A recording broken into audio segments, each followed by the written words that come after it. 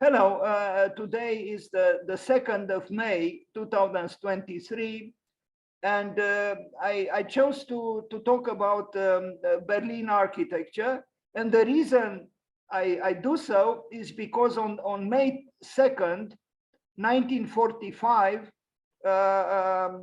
apparently, the Russian, the Soviet army was able to, conquer Berlin.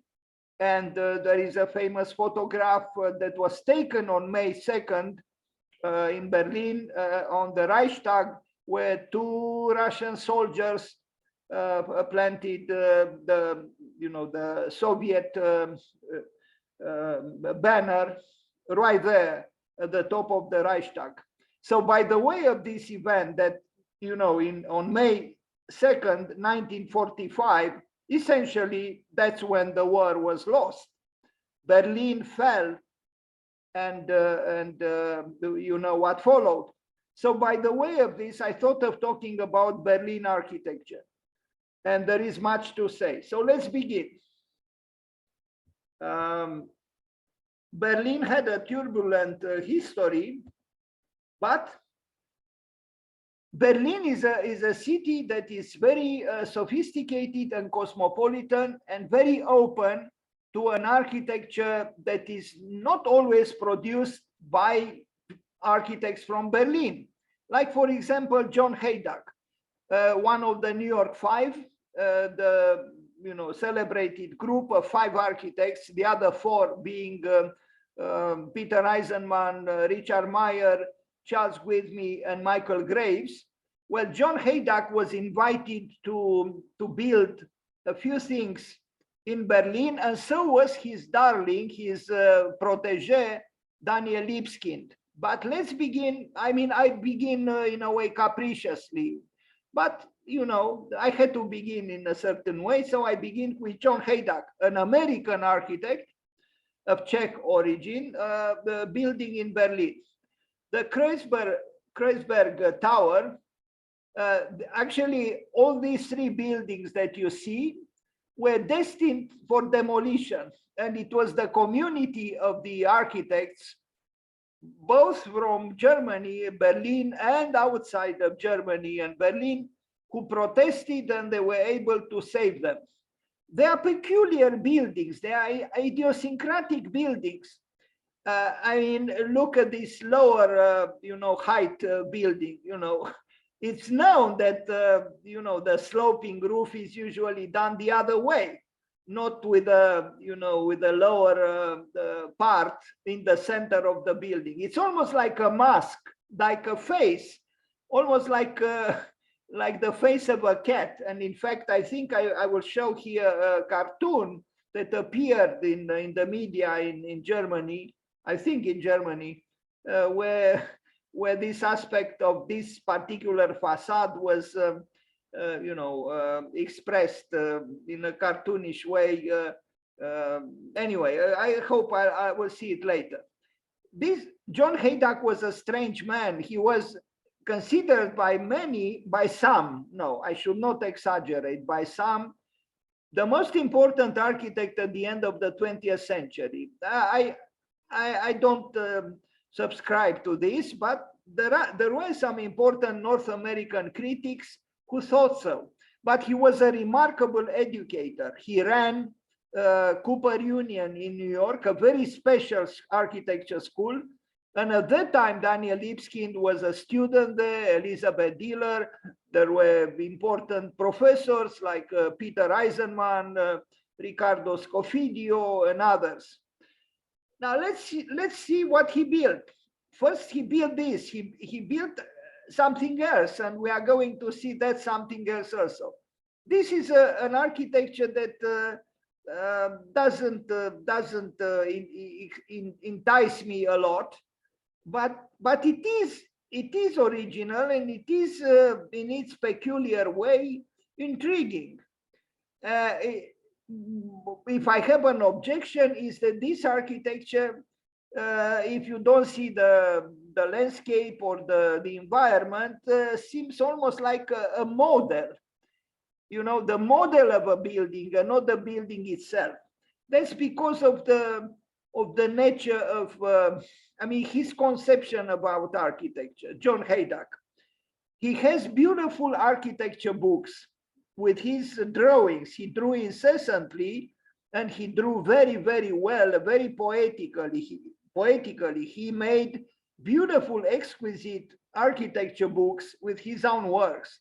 And I recommend them to you. Unfortunately, the prices are very high sometimes. Anyway, an interesting man, John Hejduk, even if not particularly because of his built work. This is my opinion. So these three buildings with a tower in the center and the lower buildings left and right are by John Hejduk in Berlin, and not far away from it is the Jewish Museum by Daniel Libeskind, his student.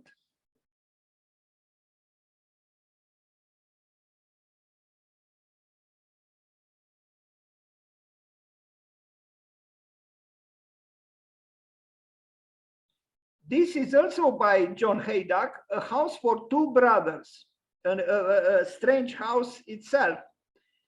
I mean, we see again here duality and the rift between the two buildings.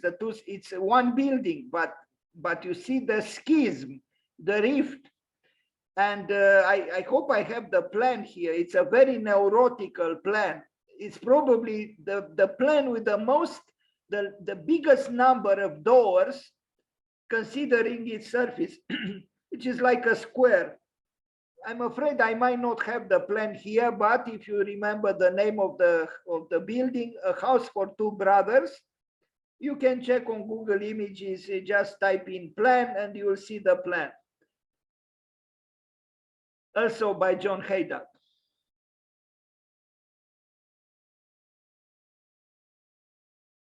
Here is the plan.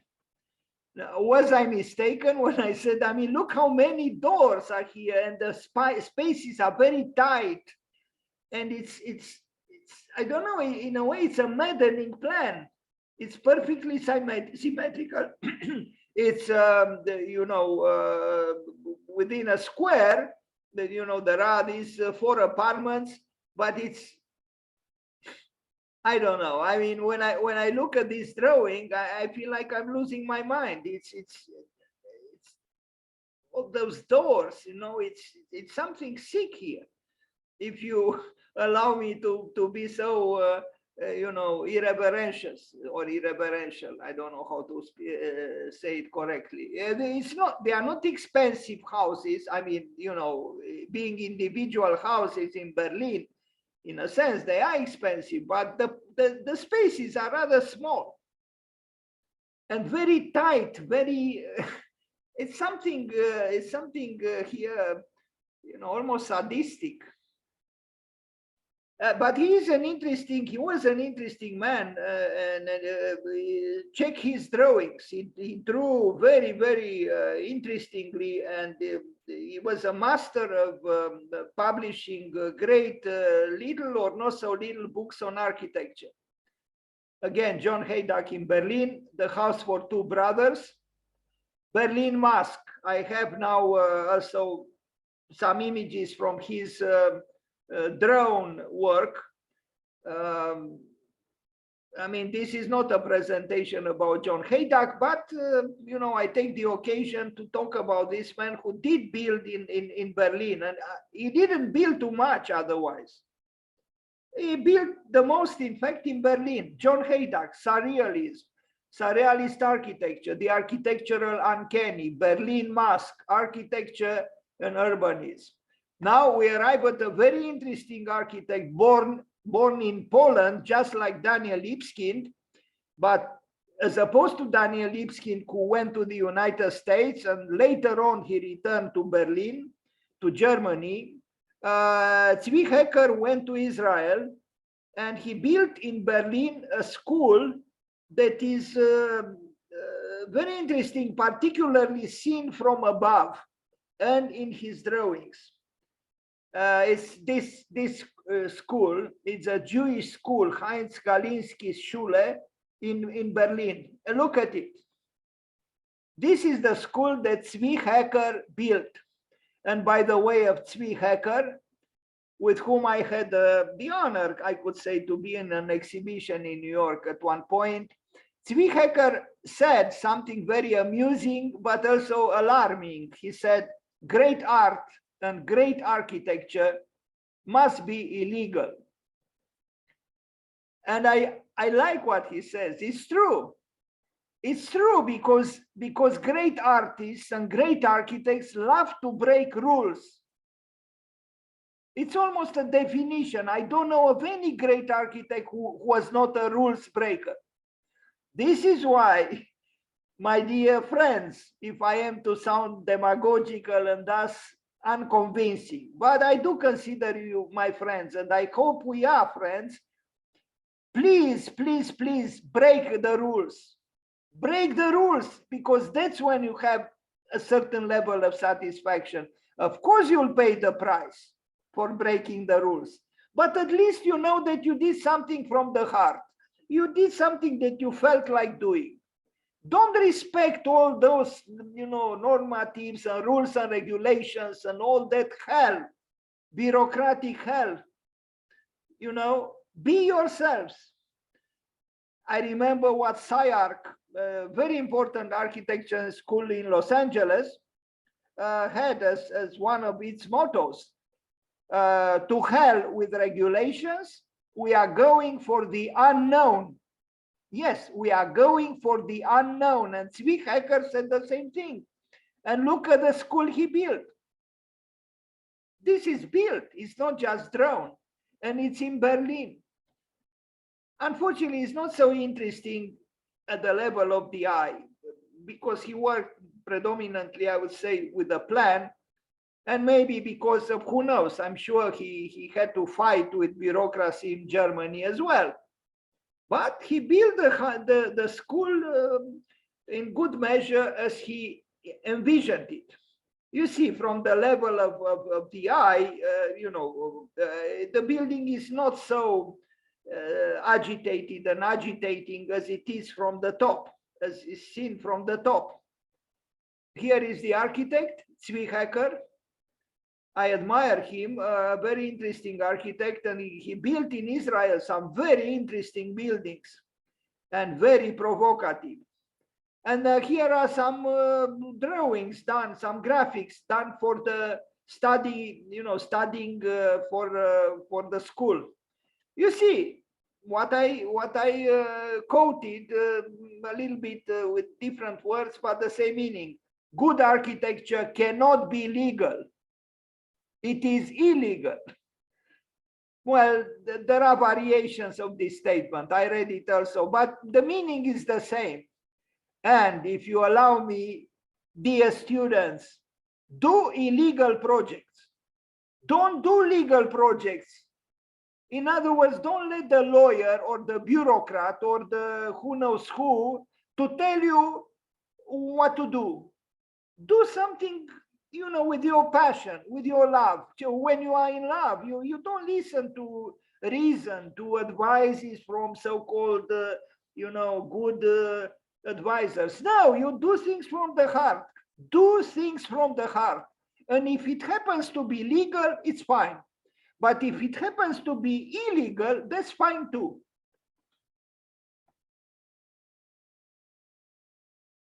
Hejduk. I mean, even Oana Stănescu, born in Reșița and arriving now, and more they talk about her in Romania.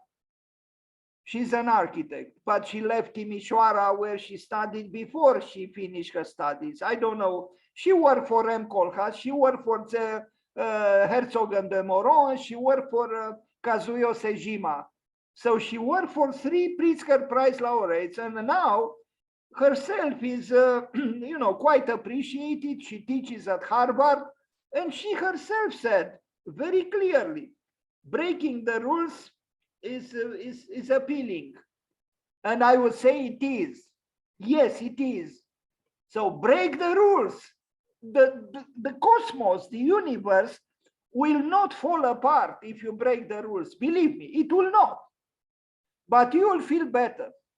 even if I know you'll probably punished with a, you'll be punished with a bad grade and bad reviews and so on. But be yourselves is very, very important.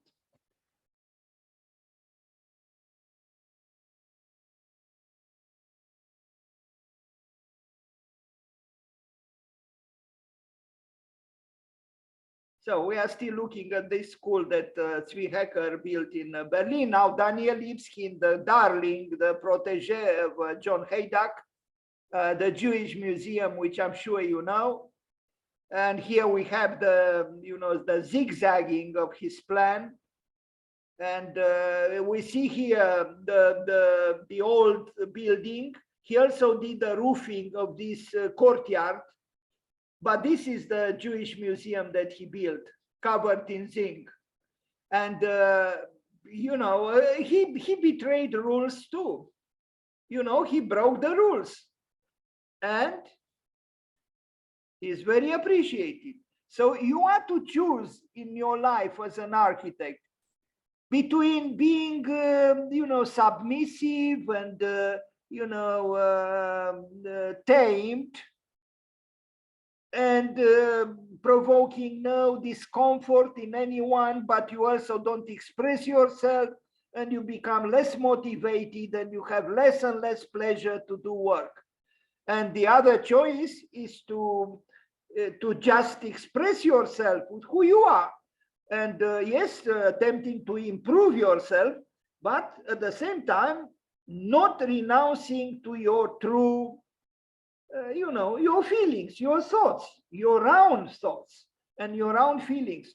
And I think that if you choose the second path, although it's not in any way an easy path, I'm aware of it, it's a difficult path, but it's better than the first one. Don't compromise too much. Please don't. You lose the appetite for doing architecture. Architecture should be an adventure. And if it's not an adventure, slowly you become, apathetic, uninterested, because there is no passion. These people who build in this way, they had passion.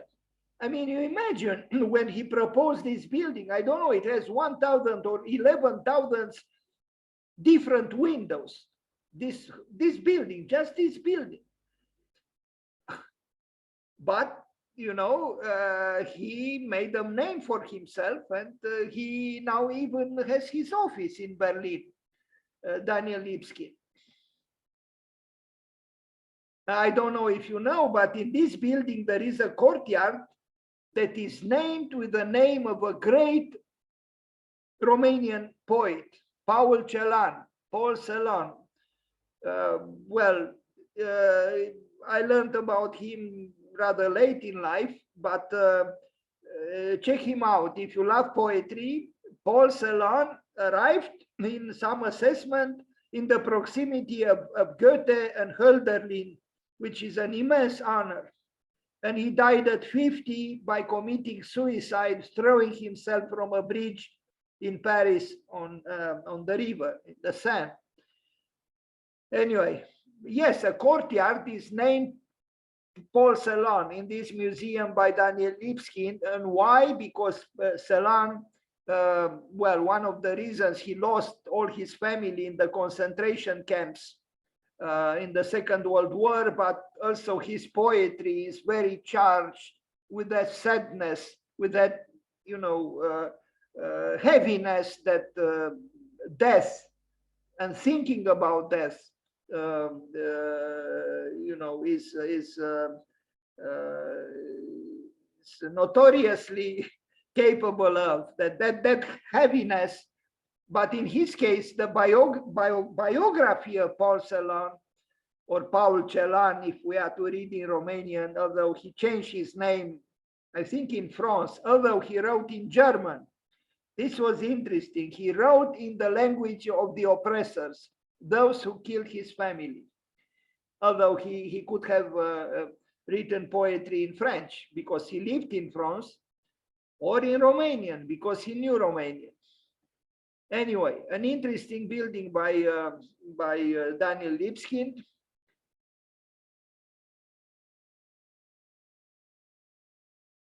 Now, I'm absolutely sure that many so-called well-intentioned professors would protest against these windows. They would say, what's the logic of these windows? How do you legitimize them? How do you sustain them?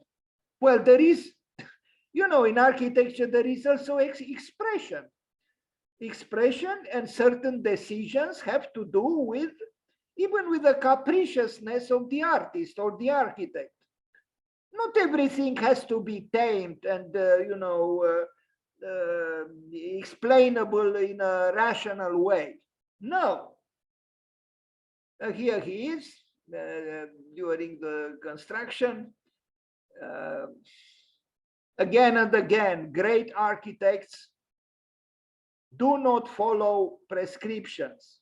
And I think we can learn from them to free ourselves from the heaviness of impositions, you know, inhibitions, all kinds of recommendations based on bureaucratic concerns and all the rest.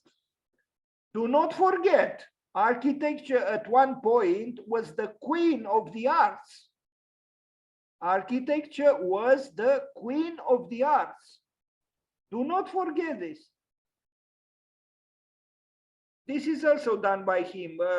He covered the courtyard of the old building that is connected to the new one that he built. The memory void. This is the courtyard of this museum. But there are two. I'm not sure this is the one called Paul Celan. Maybe it is, although I think it is not. There are, you know, these two spaces. Well, this one and this one. Although maybe I'm wrong. Maybe I don't know. I actually didn't visit this museum. I am strange too. I did go inside. I mean, I was here, but I let the students explore the building inside. I never entered it. But I know that one, maybe this courtyard is called Paul Celan. This is the one actually, the Paul Celan court. Yeah, it was a different. This is the one, named with the name of this truly great poet, Paul Celan. There are some echoes of this, and I didn't check when the Gualada cemetery near Barcelona by Enric Miralles and Carme Pinos was built, but I see some resemblances here in the psychological and aesthetical expression of what death means. In that cemetery, truly a great work by Enric Miralles and Carme Pinos, and this courtyard in the Jewish Museum by Daniel Libeskind. So this is the one that is called Paul Celan or Paul Celan.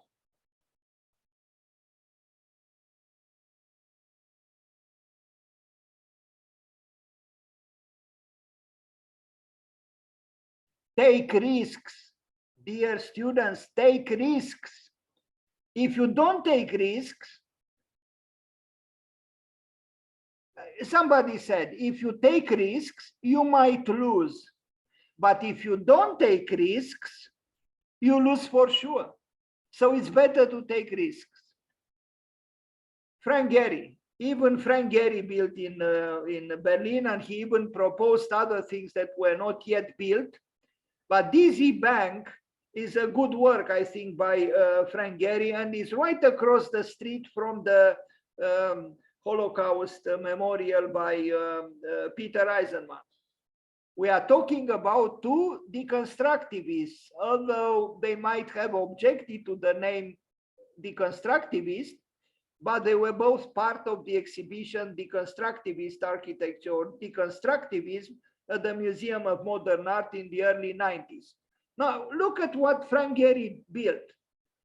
You know, again and again, the tamed architect, the timid professor would protest against this, would say, what is this nonsense? Where did you see something like this?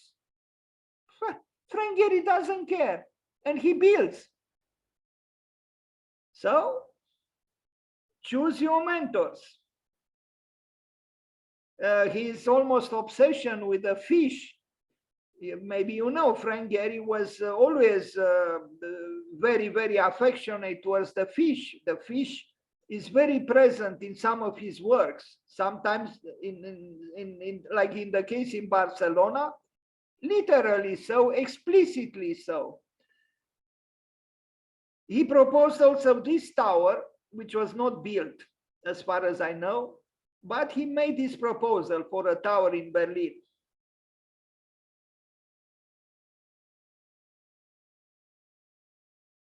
Back to the DZ Bank. Towards the street is a little bit tamed compared to other buildings by Frank Gehry, but I actually like this, that is more, a little bit more reticent, but inside is a different story. In the end, Frank Gehry didn't allow too much reticence to take over him. And this is, as I said, just across the street from the Holocaust memorial by Peter Eisenman.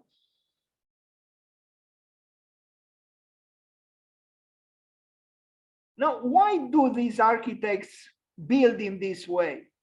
And why do they intrigue us, not to say stir us up or agitate us? Because they express emotions. They say something beyond the so-called functionalism of functions. But that's what architecture is. If architecture remains at the level of, you know, mathematically or mechanically or correctly resolving so-called functions, is not yet architecture. That's not architecture. That's just, you know, a correct manipulation of some requirements, but that's not yet architecture. Here in the foreground, we see the Holocaust memorial by Peter Eisenman. And here we arrive at Peter Eisenman, a man whose name means, it would translate from German, the Iron Man, but for a certain period in his life, he advocated weak architecture, the Iron Man. The Holocaust memorial, here it is it was a very published work and considered very, very highly. I think he did a good job here, Peter Eisenman. Amazing in this case also is Berlin, but the guilt of Berlin, the guilt of Germany allowed for such a work to be, you know, built, you know, in the center of the capital of Germany. It's like a cemetery, you know. It's initially was based on some kind of a grid, and then he began to distort it, to deform it, and you know, this is the result. And I think it's a reminder of something which unfortunately Vladimir Putin refuses to acknowledge: the horrible realities of war, the unspeakable, you know, tragedy that the war is. And how do you explain it that in 1945, 2 Russian soldiers planted, after incredible you know, suffering during the war, they survived and they planted that flag on top of the Reichstag, and now they provoke a deadly war in Ukraine. Rem Koolhaas was right. Human beings do not learn. It seems we cannot learn. I mean, was it enough? Wasn't it enough, the Second World War? Why did we have to have the war in Iraq? Why did we have to have the war in Afghanistan? Why do we need to have the war in Ukraine? Russia has the largest territory on earth. No country is bigger than Russia, and they wanted even more. land. Why? The trees, the vegetation is beginning to pop up, you know, so I welcome the vegetation, you know, it's like life is asserting herself in the spring and after the spring, you know, the green blocks, you know, turn heavy as they are, they are softened in a way by the generosity of the trees, of the green, and also by the playfulness of some young people who, or not so young, who jump. They are not supposed to do this, but as you can see, people love to break rules. That's the rule. People love to break rules. Unfortunately, students in architecture, in some schools of architecture, are afraid to break rules.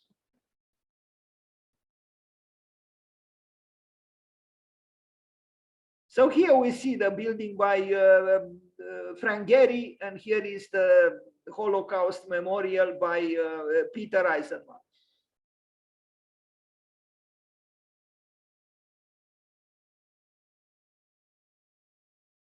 It has an underground part too, because it is a memorial, and you know there is also a narrative. It's some kind of a Cartesian sunflower, if I am to call it so. Interesting work by Peter Eisenman. Memorial for Murdered Jews in Berlin. Now the Checkpoint Charlie Museum, which is also by Peter Eisenman, and is right across the street from a building by Rem Koolhaas. This is not, in my opinion, a great achievement by Peter Eisenman. Such buildings we can see almost like this in Bucharest as well, you know, either a hospital or a school. Anyway, Peter Eisenman, Checkpoint Charlie, Berlin. But this work could have been, I would say, almost astonishing, although probably frightening for some people. Unfortunately, it was not built.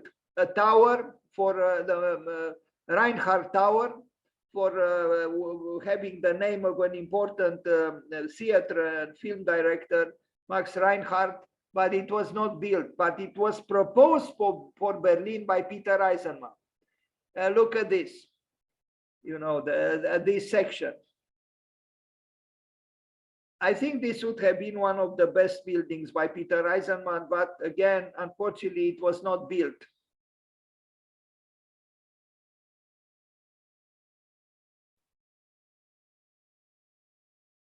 Himself a rules breaker. You have to, you know, Zvi Hecker was right. A great building has to be illegal. You know, you break the rules somewhere, and otherwise, you know, you don't really stand out.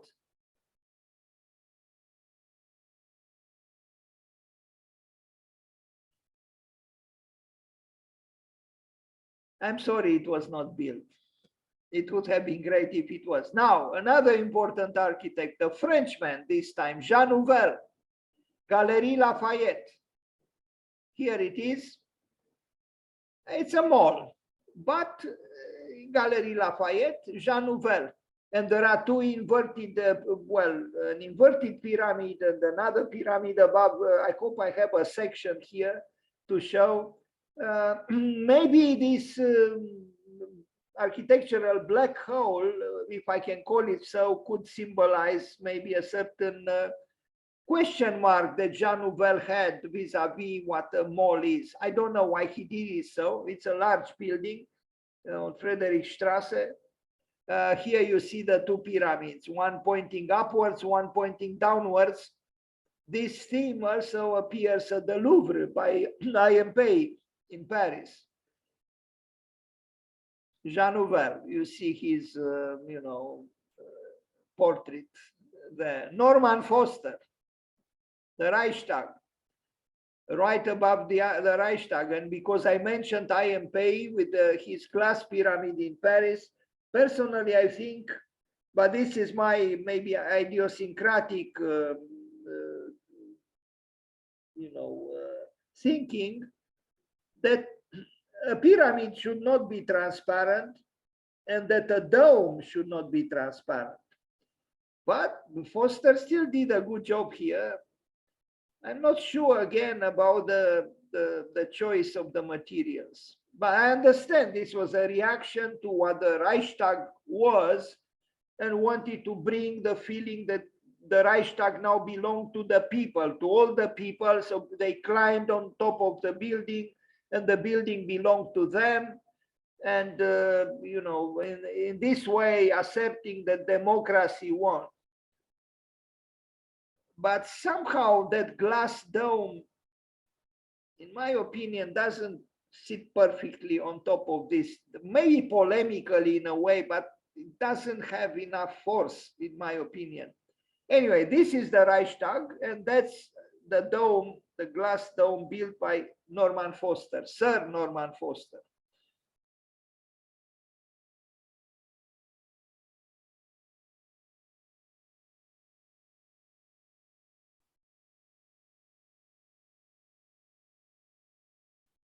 The spiral saves a little bit, the feeling that the glass could be a little bit problematical, because the spiral means process and is dynamic and so on.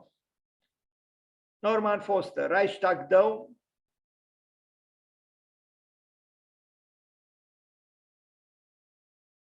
Berlin has indeed, a very rich,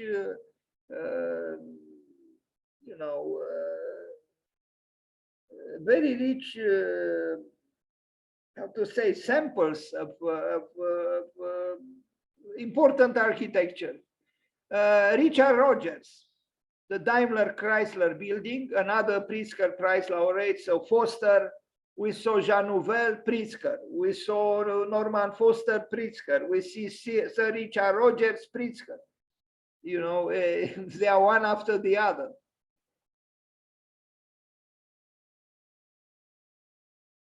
Potsdamer Platz. I like Sir Richard Rogers. I mean, I'm not a very techno man, but there is some vigor, some genuine vigor in his handling of high tech.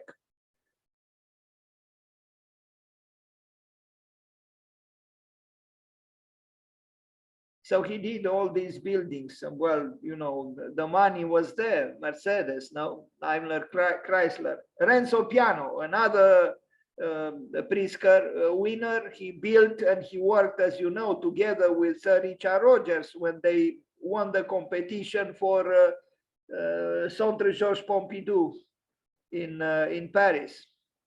A skyscraper on Potsdamer Platz Square and the Daimler Financial Services Potsdamer Platz.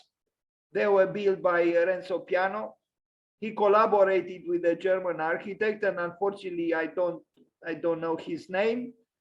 I think these buildings are better than some other buildings by Renzo Piano, and maybe the collaboration with a German architect, and also the fact that they used a ceramic tile, this beige material is a ceramic tile, and this brings something to the buildings that I liked. This was also built by Renzo Piano.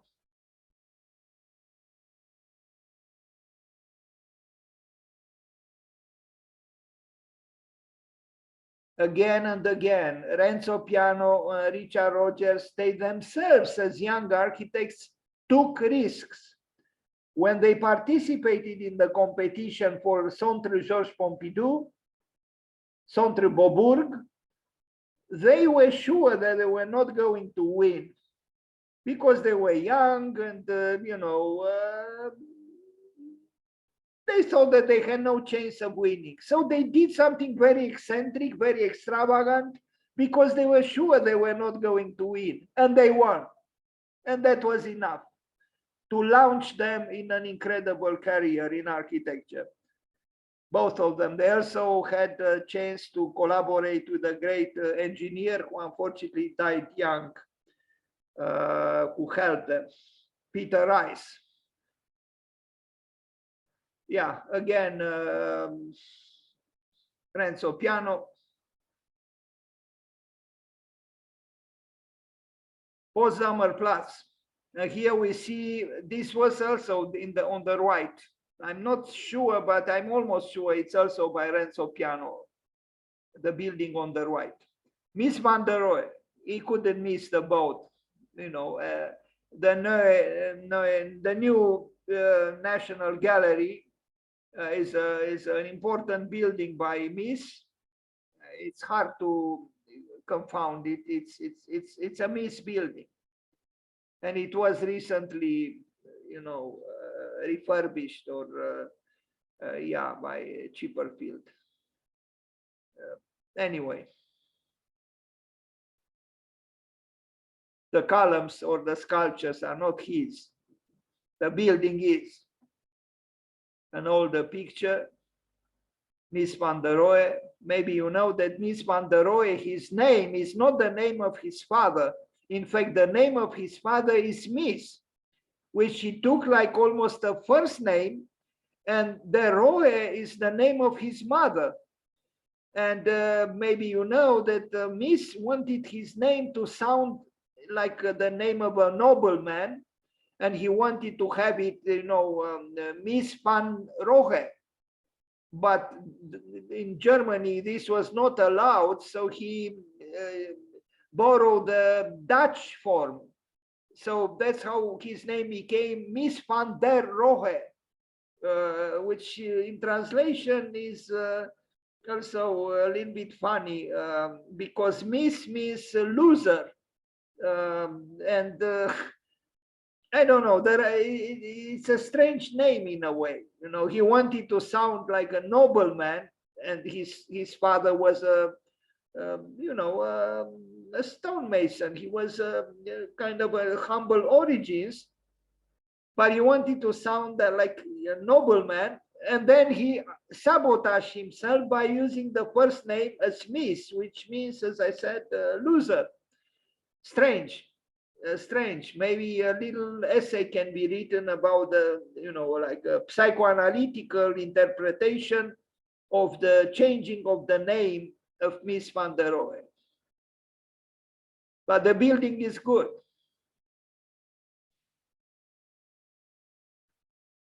And it's even better when there are such sculptures inside, because you have the tension between the, you know, the classical, if we have to call them so, sculptures and the modernistic building.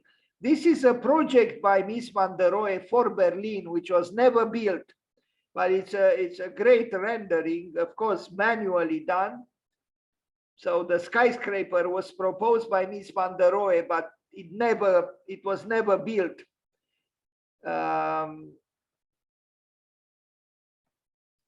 Look at the plan. You wouldn't expect this from Mies van der Rohe, would you? But at that time, he was an expressionist architect. I mean, there is expressionism here in the plan and in the silhouette of the building. James Stirling, another important architect, this time from Great Britain. The British Embassy in Berlin. Here it is. Sorry about the Alami, you know, trying to kill their own work, meaning the photograph, by spreading their name everywhere. I hate when this happens. But this is the building by James Stirling. This is another building also by James Stirling after he began to work with Michael Wilford and Leon Krier, and there are here influences from postmodernism which weakened him because he was a remarkable modernist architect. Aldo Rossi. Aldo Rossi, by the way, tomorrow we will be either the birthday or the day when Aldo Rossi died. So tomorrow, if you have a little bit of time and interest, I will present in detail the works of Aldo Rossi, a very important architect, Italian architect, who unfortunately died in a car accident. He could have lived longer. he built all this complex of housing complex, apartment buildings in Berlin, Aldo Rossi, because Berlin had had the great idea to invite 3 times in a century the most important, or some of the most important architects in the world, to build in Berlin housing or houses. Even Le Corbusier built a unité d'habitation, and I hope I have it in this presentation. They did it in the 1930s, in the 1950s, and in the 1980s. This project is from 1980s. This is also by Aldo Rossi. Unafraid to use color, as you can see, and I know in some schools of architecture, color is prohibited. Everything has to be gray, right? Why does everything have to be gray? Why?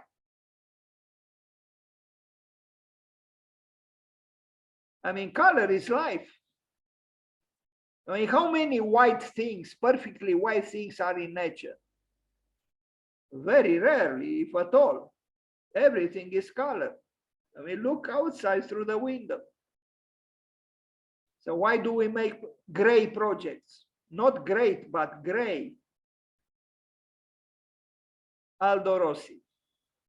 So all these buildings, that we see at the bottom of the picture, were built by Aldo Rossi in Berlin. Here he is with his building behind. But you can see Berlin had a very open mind, and architects were allowed to build according to their own whims, almost, Aldo Rossi. The octagon which was loved, adored by Leonardo da Vinci. Almost all the architectural sketches that the great Renaissance man, Leonardo da Vinci, did were done based using the octagon. And here we see a courtyard with an octagonal shape in the work of Aldo Rossi. Color. You see the octagonal courtyard in the plan. Sorry about the low resolution, but you have an idea about how the building looks like in plan.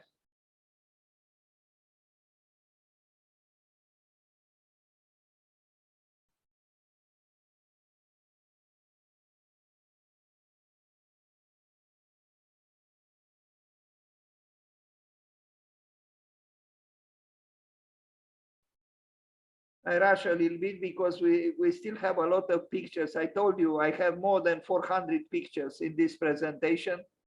We see again Aldo Rossi being totally uninhibited and uninhibiting in terms of chromatics, in terms of color. Good for him. And very lyrical drawings of this architect who drew incessantly.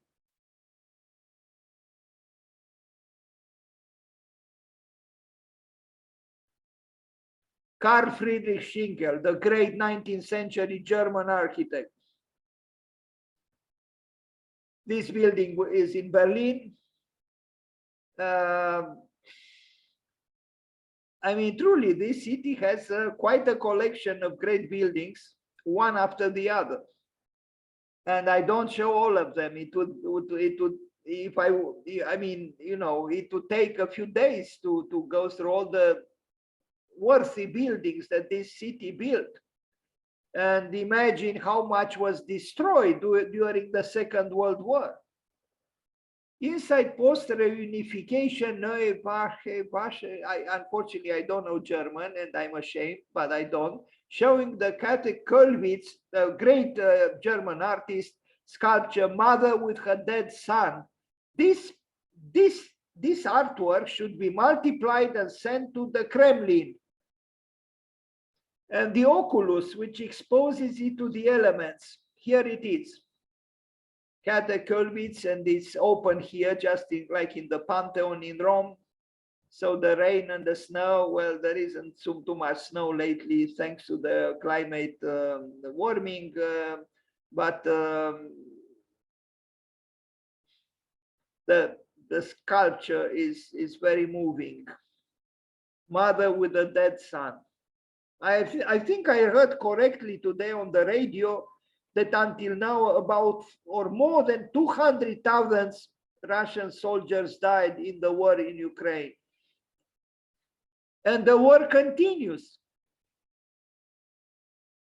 It is incredible. I wonder if this very photograph was attached to the wall right in front of Vladimir Putin, if he would reflect on it and if he would decide that the war is truly a great tragedy. And I'm afraid, no, he won't change his mind. He will send other 200,000 Russian soldiers to death. Not to speak about the dead Ukrainians and destroyed mothers and wives and sisters and girlfriends. The blindness of and the foolishness of humankind is without limits.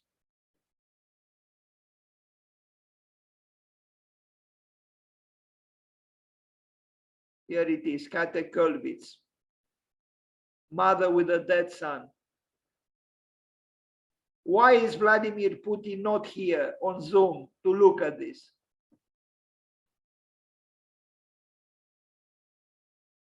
Karl Friedrich Schinkel. This building is also by him. And inside the previous building, that we looked at during the Nazi times, you know, they also used the building for their own rituals. Soldiers, militaries, trying to impose order, a restrictive, punitive order on life and kill it, essentially. Look at them, how triumphant they are, or they were, no? How triumphant. And we know very well what happened within the Second World War. Altes Museum, Berlin, 1830, quintessential building in Berlin, also built by Karl Friedrich Schinkel, a great building inspired by, you know, Greek antiquity. The rendering of Karl Friedrich Schinkel.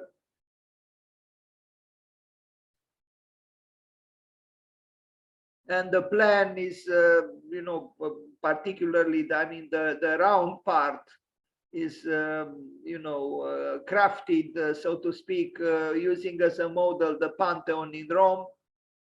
I hope I have an image of it.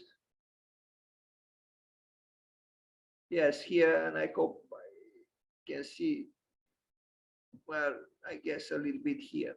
Anyway, it's maybe less moving than the Pantheon in Rome, but it's still a great building, I think, this museum by Schinkel. And the rendering done by him, and the great columns.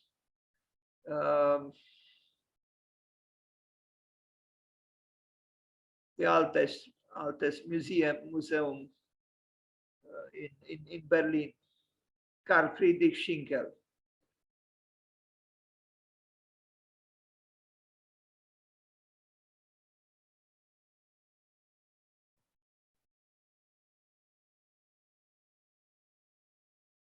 That work was something else with the intervention of David Chipperfield.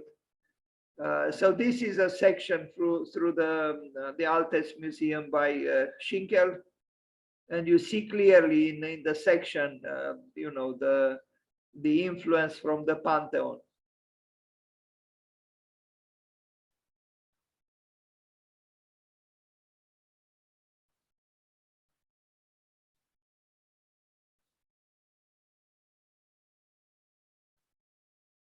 Bruno Taut, another very important German architect, and he did some housing projects quite interesting. This is one of them.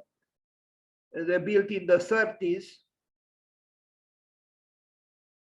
is most famous, of course, with that glass pavilion that was built in Köln, the World Exhibition in 1914, but unfortunately it was demolished because another war, deadly war, started then, the First World War in 1914, and the great, although small in terms of dimensions, but great glass pavilion by Bruno Taut was demolished. Some entrance door, doorways into the building by Bruno Taut. You see again the presence of color. And this is another, the Horseshoe Estate. He built this. You see, it is in the shape of a horseshoe. Bruno Taut again. I don't know if he built the other buildings around it, but he built the horseshoe.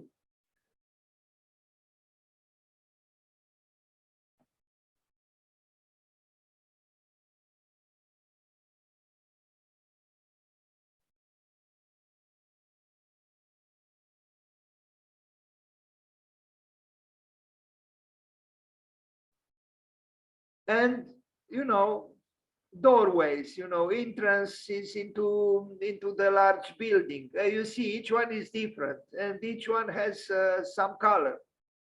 And, in itself, they are creations.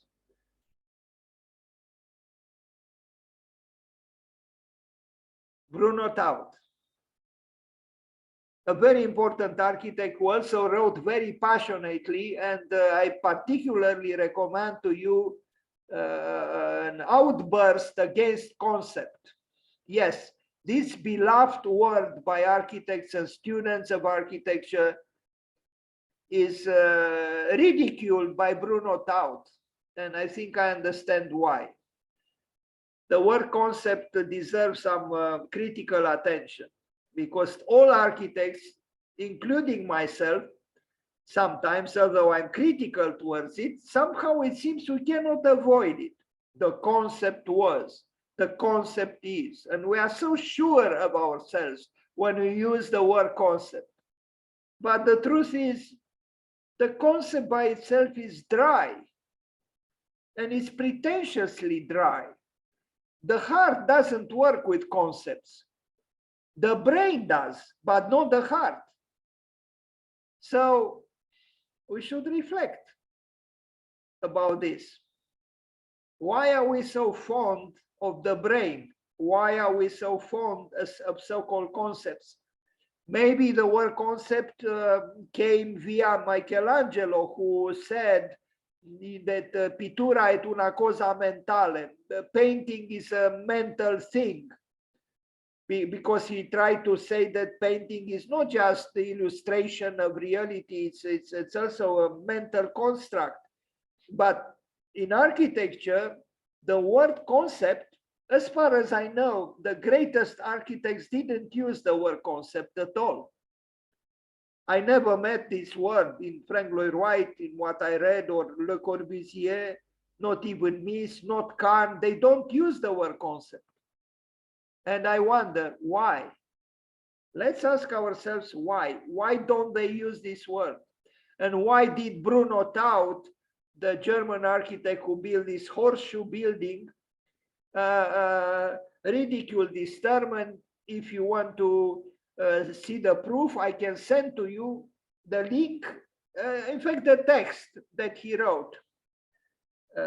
He wrote violently against the concept, actually, against the word. Who knows, maybe he used it himself too. What is funny, even, of course, Rem Koolhaas uses the word concept, but even Tina Turner, the great dancer and musician, uses the word concept. I've heard her. Walter Gropius, Interbau exhibition. As I told you, Berlin invited important architects in the 30s, in the 50s, and in the 80s. This is what Walter Gropius built in Berlin in 1957. This building, an apartment building. It's not bad. Maybe it's not very, very wow, but it's not a bad building. 1957, Walter Gropius, returning from the United States after the end of the war and building in Berlin. We know what he built in Dessau for Bauhaus, the school he founded, but this is in Berlin. And this is also, let's see, it was built between, it's another complex of buildings, another colony of important buildings by important architects in the field of housing in the 30s. So it was built not what Gropius did in the 50s. This is about the other colony built in the 30s, as I said, the first one. It was built between 1929 and 1931 under the overall master plan of German architect Hans Scharoun, who also built, and I hope I have it here, a great, another great building in Berlin, one of the most important, the Philharmonic or Philharmonia of Berlin. 7 prominent Weimar era architects took part: Scharoun, Fred Forbat, Otto Barning, Walter Gropius, Paul Rudolf Henning, and Hugo Herring. The nickname Ringsiedlung came from the association of these architects with the Ring Collective. The open spaces were designed by the German modernist landscape architect, you read his name. And this is Hans Scharoun, a building by Hans Scharoun. He also did the master plan. Sometimes I'm a little bit confused because, you know, it's not so easy to identify the buildings.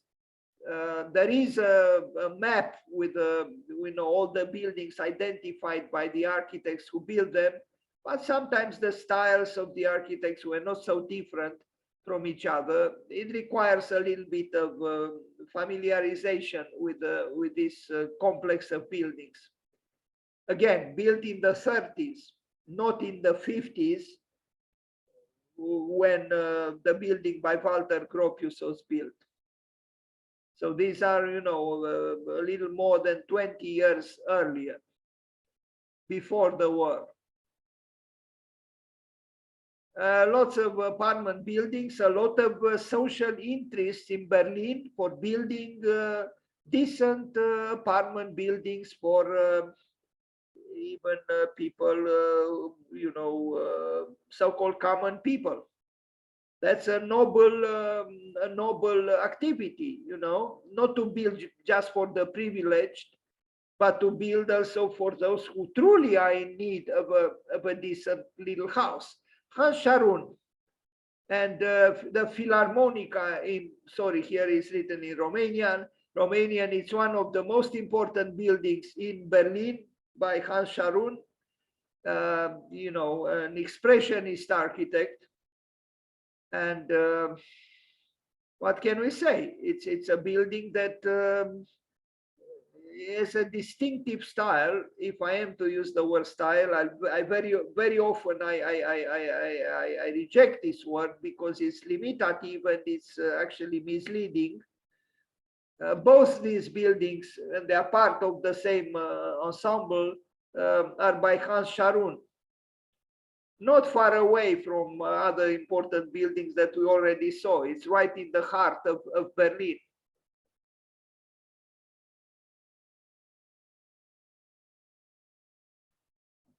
Here they are. And I think here in the lower left right corner is the Sony building by Helmut Jahn. And we had the honor and the pleasure and the surprise to have the engineer who engineered this spectacular canopy here, or roofing for this above the Sony courtyard, on Zoom about 2 years ago. Bruce Danziger, who worked with Helmut Jahn. But we are now inside the Philharmonica or Philharmonia building by Hans Scharoun. A very musical interior because the spaces are floating, and apparently he did a great job. It's a masterwork. An initial sketch and a building without the people inside, a section. the plan, as you can see, unafraid to be free of the greed.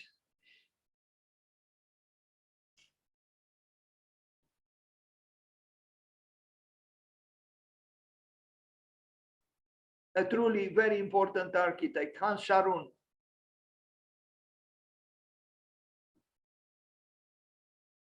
Le Corbusier, I told you, he built a unité d'habitation, to use the French naming. The first one was built in Marseille, in France, but he built one in Berlin too. He built only four. One in Firminy-Vert, one I think in Le Havre, the first one in Marseille, and the fourth one in Berlin. I understood it was a little bit modified by the rules and regulations in Germany, but it's still a building by Le Corbusier, and I had a chance to enter it actually with some students who asked the lady, a very kind lady, to allow us to take a look at the one of the the units inside the building.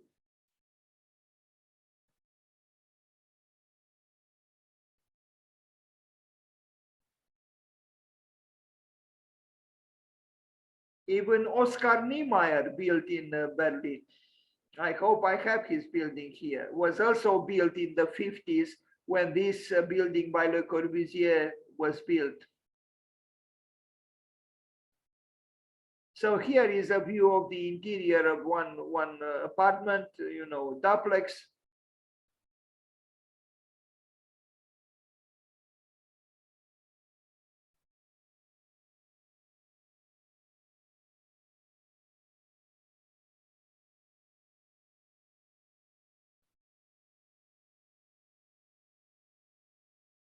On the corridor, with the entrances into these units, there was a place even for, the people who brought milk to the inhabitants of the building, to leave the glasses with milk, next to the door that, ordered it, so to speak. Interesting little detail that I found out when I visited, when I visited an apartment there.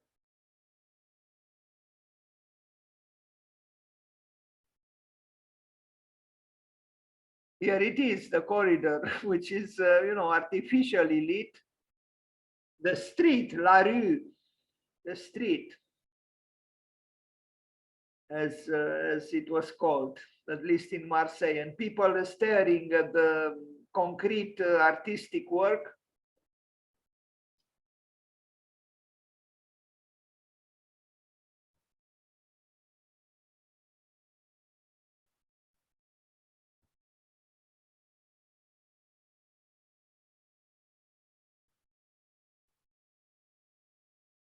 I know there are people who criticize these four giant, housing complexes built by Le Corbusier, but the truth is, the apartment that I saw didn't look bad at all. It was just fine. It was nothing wrong with it. And now, some visitors enjoying themselves, interacting with the, the concrete works in this building. Alvaro Siza, another very important architect who built one of his best buildings, in my opinion, Bonjour Tristesse. Anyway, here it is. It's a building, yes, which is not exuberant, but reflecting on the history of Berlin, maybe it's not a bad thing that it's not exuberant. But anyway, the Berlin has all kinds of architecture, as you can see, and all kinds of architects who contributed to, with their works. And this is the plan of the building by Alvaro Siza.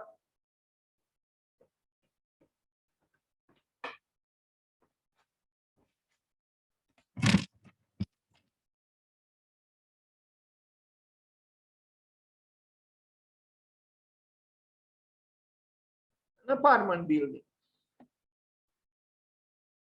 And you see here at the corner, somebody wrote Bonjour Tristesse. I don't know actually the story about if this was intended by the architect. This is the title of a book by Marguerite Yourcenar, I think, Bonjour Tristesse, which means hello sadness. I like this building by Alvaro Siza with its slightly expressionistic reticence. And I know it's an oxymoron, it's a paradox, but I feel it's appropriate. Bonjour Tristesse. Maybe all of us should whisper, at least from time to time, these words. Bonjour Tristesse. And lyrical drawings of Alvaro Siza.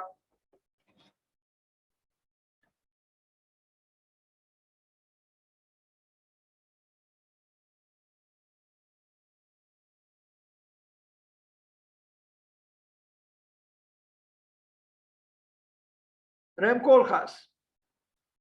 I'm still not sure I pronounce well his name. I asked a stewardess during a trip with a plane, a Dutch stewardess, how to pronounce correctly his name. And I think she said something like Koolhaas, not Koolhaas, like in English, Cool, because this is not in English, it's in Dutch, like Koolhaas, Rem Koolhaas. But you can play with the word and say Rem Koolhaas. Dutch embassy, the Dutch embassy in Berlin by Rem Koolhaas. He built at least 2 other buildings that I know of. He recently finished a large building, and I placed it on the invitation to this presentation today. But this is the embassy, Dutch embassy in Berlin, Rem Koolhaas.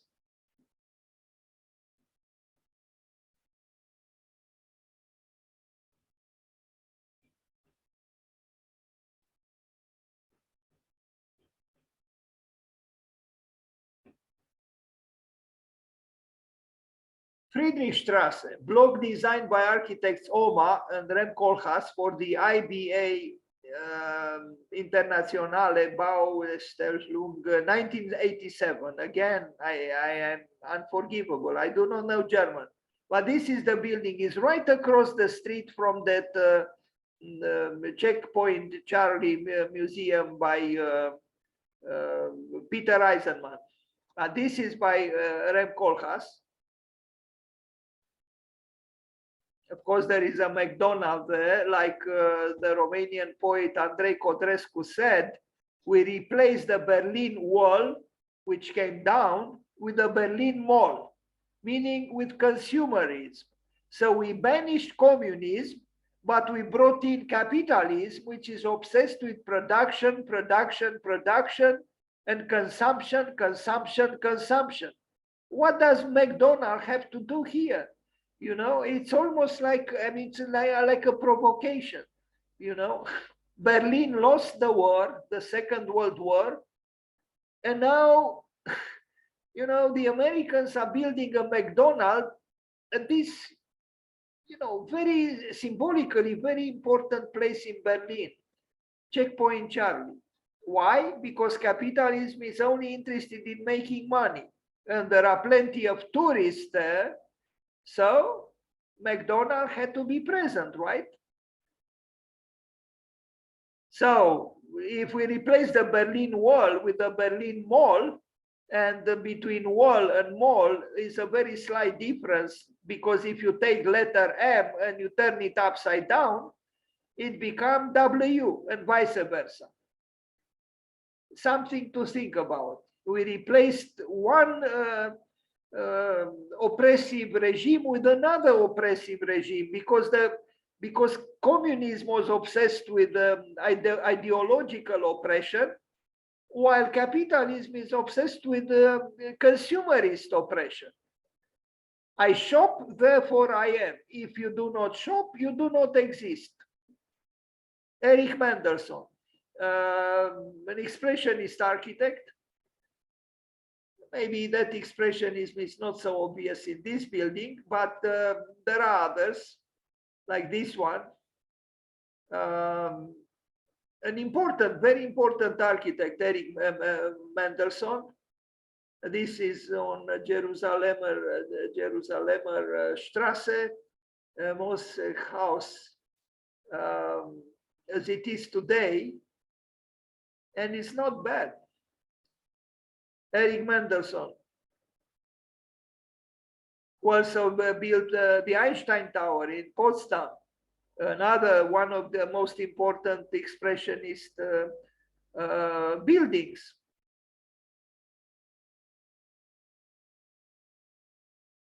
This is also by him, cinema, Eric Mendelssohn.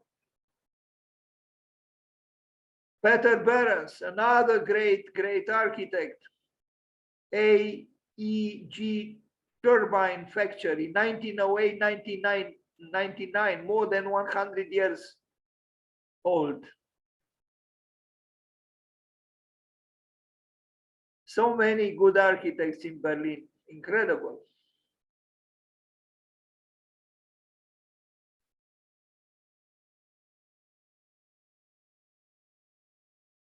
So this is, again, more than 100 years old.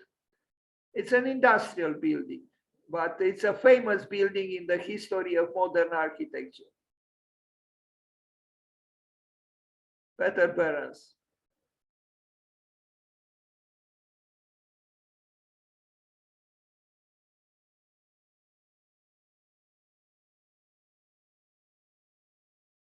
Another one by him.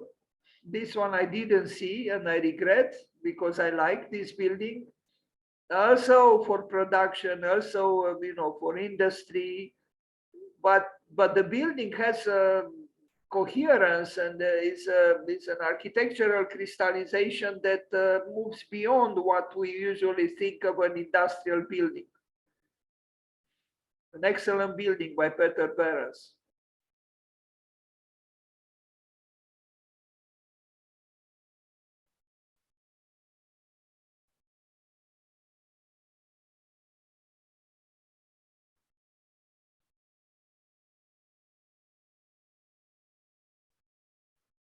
Rob Krier, the brother of Leon Krier. He also was invited in the 1980s to build a house, a building, an apartment building, and he also, because he's also a sculptor, as you can see, he did also the sculptures, the statues, and this is the housing complex that he built in Berlin, Rob Krier. His brother didn't build in Berlin, Leon Krier, but he builds, now with the support of the King of Great Britain, former Prince Charles, who they collaborated for many years. And so Leon Krier, the brother of Rob Krier, gave up on his initial statement that he's an architect, therefore he doesn't build. He does build. Now, and not always in a very inspired way. Look at this beautiful green ivy that climbs on the walls of the building by Rob Krier. I keep telling the students, if your facade doesn't turn out well, no problem, just bring in the ivy. I didn't yet see a building covered partially, at least, by ivy that doesn't look good. Now, ivy makes any building looks at least decently or acceptably, at least. This is the model of that building by Rob Krier. And again, some strange, but I shouldn't say strange, but anyway, I use the word sculptures done by him too. Brutalist architecture. We are approaching the end of this presentation. Berlin has some great brutalist architecture. The Free University, look at this. It's a fortress. It almost looks like a building from the heroic Japanese post-war architecture. even more, emphatic in its defensive rhetorics. This is another building which was part of East Berlin. Now it's colored with, maybe it was colored then too, I don't know. I mean, is it brutalist? I think the colors remove actually or soften what the word brutalist might mean. I like it colored. It's vigorous. It's vital. It's expressive. It's fine. What is not fine is that it used a lot of concrete, and concrete pollutes. But at the time when it was built, there was no preoccupation with the global warming and pollution and all the rest. Berlin's incredibly cool and impressive brutalist architecture, the title of an article about it, the website. Here is the website. Berlin brutalist architecture. The modernist architecture style, brutalism, is rising in popularity again, and Berlin has a few incredible buildings that still preserve the impressive and incredibly cool era of utopian aesthetics. Let Matthias take you on a tour through Berlin's brutalist heritage. I don't know who Matthias is, but anyway, more images with the brutalist architecture of Berlin. A lot of concrete, of course.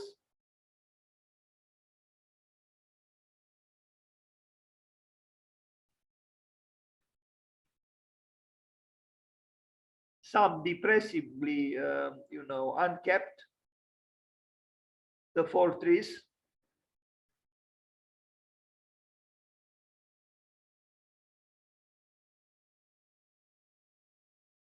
A good part of these were in East Berlin.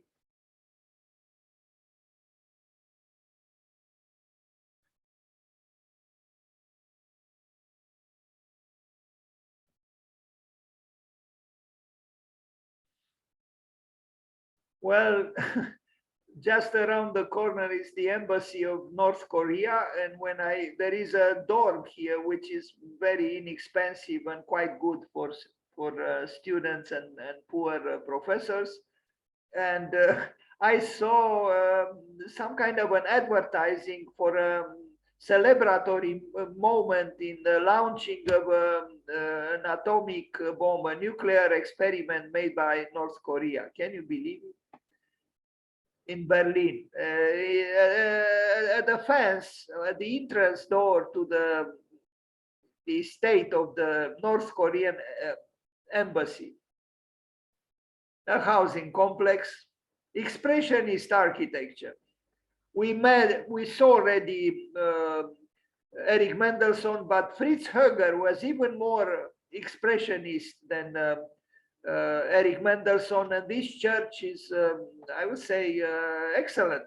An excellent example of the expressionism, Gothicist expressionism of Fritz Höger, 1930. So almost 100 years ago, here it is. I like this church very much. And the reference, although it's a modernist building, an expressionist building, because expressionism was part of the modernist agenda, but the Gothicist or the Gothic references are appropriate, considering that in the Middle Ages, Europe was at its most convincing to build churches and cathedrals, because there was faith, true faith at that time. The little town Chartres rebuilt Chartres Cathedral in 25 years, and it's a masterpiece of Gothic architecture, if not the most sublime cathedral ever built until now. But this is the building of Fritz Höger, and I regret I visited Berlin a few times, but I never came close to this building, and I regret. Here is Fritz Höger. He doesn't look too happy near the model of his church. The interior, yes, the Gothic is present for all to see, but I like very much this ornamentation, you know, towards the outside, and with the insertions of gold, even in the spaces between bricks. It's a refined architecture, otherwise massive and very, you know, vigorous and sculptural, with its masonry walls. Great handling of brick, this most generous construction material. And look at this, you know, it's almost Byzantine here. No, it's almost Ravenna here. I think it's very beautiful. And look how he introduced the golden, you know, touches in between bricks. Could we say it's the gold of spirit? Nice work, Fritz Höger. The interior somehow I don't like so much as the exterior. Maybe because of this whiteness and it's richer somehow outside than inside. But a name to be remembered and to be noticed, Fritz Höger, truly a very important expressionist architect. This is another building by Fritz Höger, a secular building. Fritz Höger Paradise Backyard, that's the building. And you see, it's a very old picture. You look, you see that car, those cars are, you know, obviously before the war, maybe even before the First World War. But the building is still, you know, it's in a way, it's still fresh. It's still, if this was built today, I don't think we would protest. Hans Pelzig, another great German architect, Babylon Cinema, 1929, almost 100 years ago. Hans Pelzig also did great stage design, and he has buildings that would make any architect almost envious, because this man lived for architecture very intensely and passionately. This building, unfortunately, does not exist any longer. It existed before his intervention, the Schauspielhaus, and it was remarkable, built for Max Reinhardt. The interior is amazing, was amazing, because it was demolished. It survived the Second World War, but it was demolished afterwards. Towards the outside, it's the building, I think it was kind of like this before the intervention of Hans Pelzig. But look at the interior. And if I read correctly, or if I remember correctly, there was a lot of redness here. That the whole interior was red. And understood it was also kind of a democratic, almost communistic theater, that the proletarians were invited in the audience. But the interior is phantasmagoric, is out of this world, you know, with these stalactites and stalagmites. I have to think a little bit about if it's a stalactite or a stalagmite. I have this problem, Esther, with chicken and kitchen. I always confound them. You know, I cook the kitchen in the chicken. Of course, it's the other way around, but I have to think about it. Look what Hans Pelzig did. Why would they destroy this building, you know, after the war? Look just at the column. It's an event, an architectural event. Was, because the building does not exist any longer. A unique interior by any standards. And look, Homo sapiens using the bulldozers to bring this masterpiece down, and they did. Unbelievable. In 2005, the Friedrichstadt Palace unveiled a memorial to Max Reinhardt, Hans Pelzig, and Erich Scharrel, designed to represent the imaginary beam of a theater spotlight The imposing monument can be seen outside the theater in Friedrichstrasse, but the building is gone. In Berlin, we are very close to ending this presentation. Bear with me a few more minutes. Brutalism meets the Baroque, a trio of churches. It's no coincidence that two mid-20th century churches located almost side by side in Berlin's Schönberg district look remarkably similar. Both were designed by Hermann Felling and Daniel Gogol. And this is one of them, unafraid to assume modernity, you know, in building churches. And there is another one also by them. We are going to see it. There are remarkable churches. There were remarkable churches built by architects whose names we do not know or we do not remember, mid-century, in the 60s.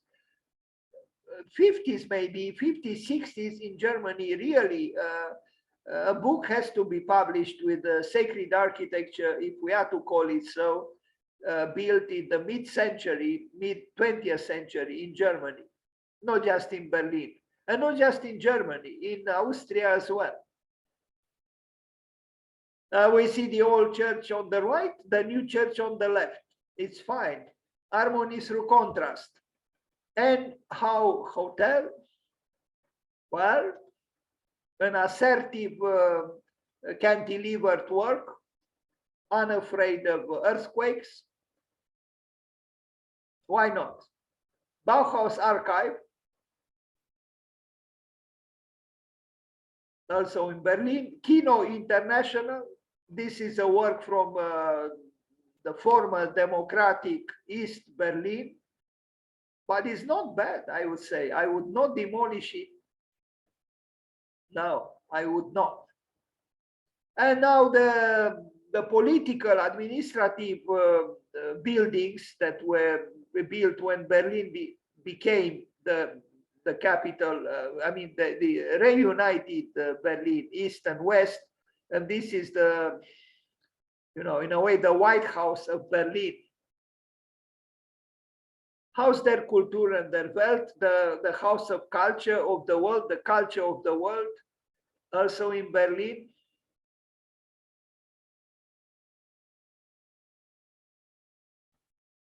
Exhibition Hall of the German Historical Museum by IMP. Well, IMP couldn't miss the boat. He had to be present there too with his curved large pieces of glass.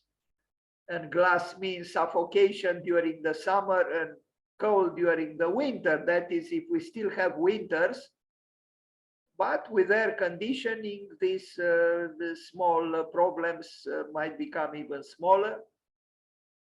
The International Congress Center, a large machinery, you know, a machine for congresses. You know, not for living, but for talking, for debating, for congresses, for conferences in Berlin, built, I don't know, in the 70s or so. Chapel of Reconciliation. We are at the very end of the presentation. Here it is, a small, or maybe not so small, well, a rather small, or medium-sized Chapel of Reconciliation. And this is the city to have it in now, because it was reconciled East Berlin with West Berlin. Velodrome. Well, from religion, we go to velos, and this is the Velodrome in Berlin. And that was it. So thank you for being here until now, because it was a rather long presentation.